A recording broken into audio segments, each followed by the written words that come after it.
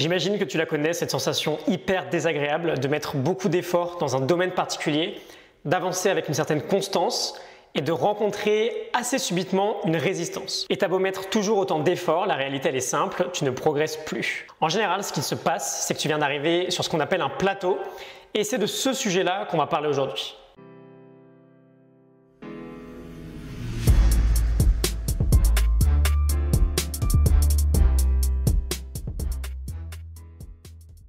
Alors avant d'aller un peu plus loin, qu'est-ce qu'un plateau?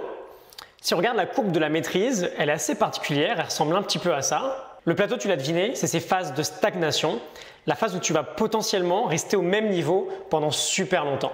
Et quand on a essayé hier de définir si vis-à-vis de la maîtrise, on était plutôt un amateur, un obsessif ou un hacker, pense avoir la vidéo d'hier si tu l'as manqué, ce qu'on a essayé de faire en réalité, c'est de prendre conscience de notre comportement dès qu'on rencontre ces phases de plateau. Donc l'amateur, il s'arrête au premier plateau important, dès qu'il se met à ne plus progresser, il change de domaine et il recommence le même schéma dans un nouveau. Ça, c'était un peu moi. L'obsessif se bute, il s'acharne, il va complètement subir le plateau jusqu'à l'abandon. Et enfin, le hacker, il va se contenter de ses acquis.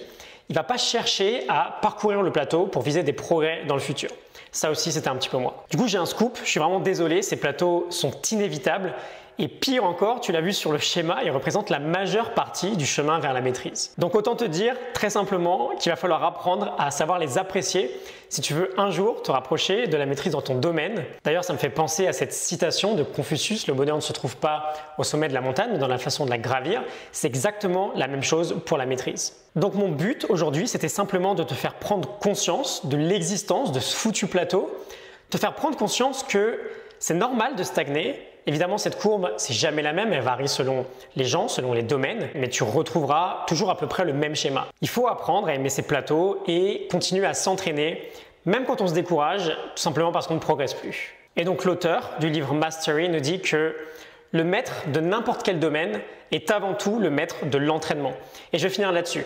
Continue de t'entraîner quoi qu'il arrive. Les Roger Federer, les Michael Jordan ont beau avoir un talent monstre, c'est avec un entraînement acharné qu'ils ont construit leur maîtrise. Et ce, peu importe la durée des plateaux, peu importe la difficulté de ces plateaux. Si ça t'a parlé ou inspiré, n'hésite pas à partager. Je te mets tout ce dont tu pourras avoir besoin pour approfondir le sujet dans la description. On a plutôt parlé du pourquoi aujourd'hui, je te parlerai du comment demain. On verra 5 clés, on verra 5 étapes pour lutter contre cette forme de résistance, cette souffrance que va nous infliger ces plateaux. Je te dis à demain, salut!